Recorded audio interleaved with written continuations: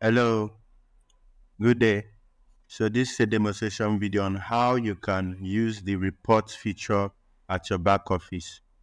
Firstly, ensure you're logged into your back office. And on the left hand side, go to report, below finance and click on it. So this is going to show you a report on certain transaction and report. So the first thing we'll have here is the wallet transaction. That's the report on wallet transaction. So you click on it.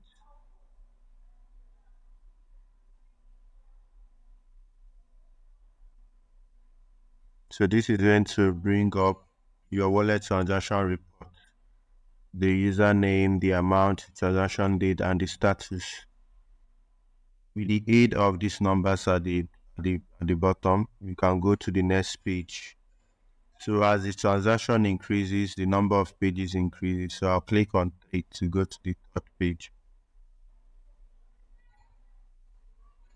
So this is the end of the wallet transaction report. So we'll go to the next thing there, click on report, then we'll click on credit wallet report,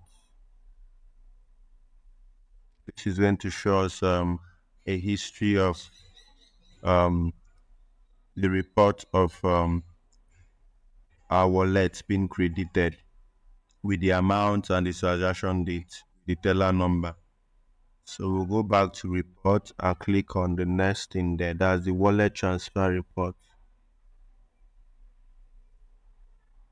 This is going to show us wallet to wallet transfer report that has happened from e-wallet to t-wallet, from t-wallet to t-wallet. Is going to specify it with the amount, the sender, the receiver. And we only have two pages here. I'll click on the second page. So the number signifies the different pages.